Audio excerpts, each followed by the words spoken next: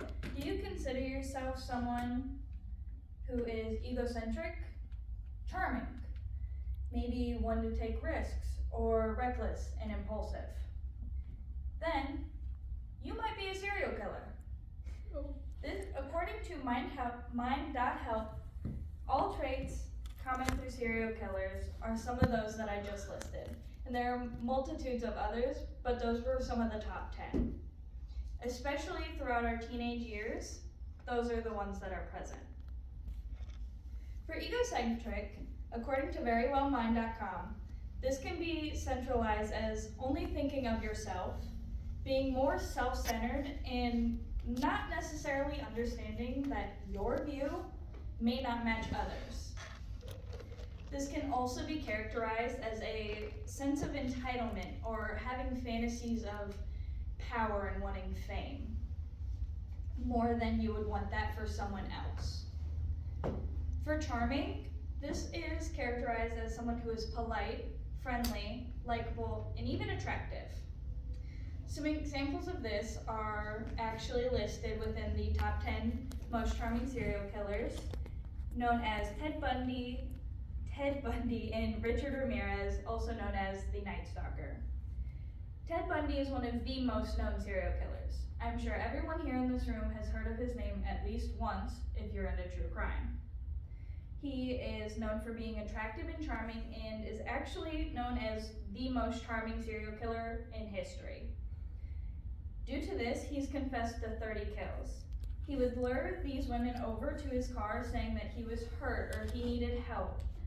And in their naivety, they would want to go over and help him, this distraught man, which would then lead them to their death. He would sexually assault them to then murder them and hide their bodies later on. And he did this throughout Washington, Oregon, Colorado, Utah, and Florida.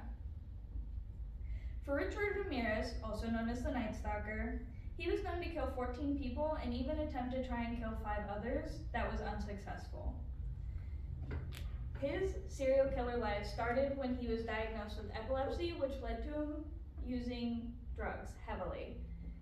His first murder didn't work exactly like he had hoped, and it didn't satisfy that urge within him, so he actually went home to his apartment where he just had a casual night with his friend. They ordered pizza, watched movies, and as his friend was going to go off to bed, he murdered him as well. Over the next few years, he would continue to lure women in for sexual desires that they weren't wanting, but he was desiring, to kill them and then further kill their husbands so that no one would be able to rat him out. If you said that maybe you were one to take risks, then you're characterized by your willingness to take on the unknown and make bold and unseen choices.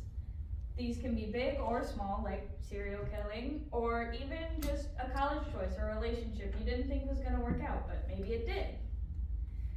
Mark Zuckerberg had even said that the biggest risk is not taking any risks, so why wouldn't we put ourselves out there?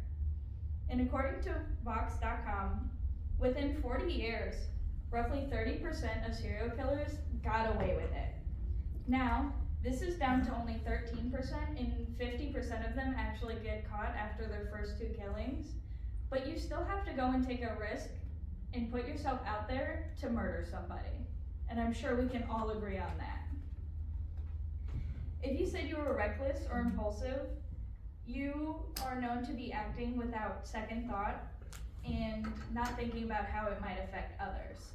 According to psychologytoday.com, most of serial killers kill due to momentary desires, such as anger, competition, financial gain, power or thrill, and sexual desires, which I'm sure all of us in this room have felt at least one of those at some point.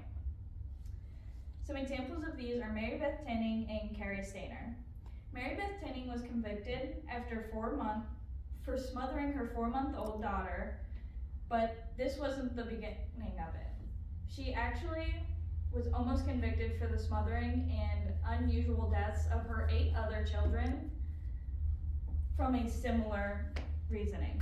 She had smothered them all to death, and they only realized realized this after she went and admitted it to police, saying that she simply wanted the attention from her friends and family from the grief process, or that she didn't like the sound of her baby's cry.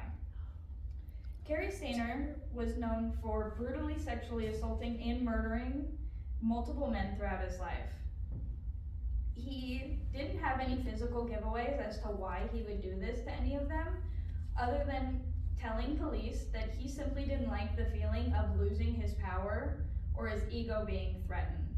So he would snap on a dime and murder them. According to FBI.gov, a serial killer is someone who has killed 2 or more people on 2 separate occasions.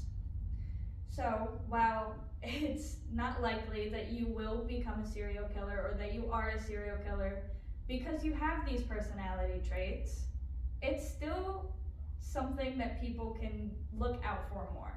If you see these traits more so in one person than you do with the other people in your life, you might want to caution yourself a bit more from that person than you do from everyone else. Because while they seem normal, all of these people did to the outside view. But they severely hurt those around them.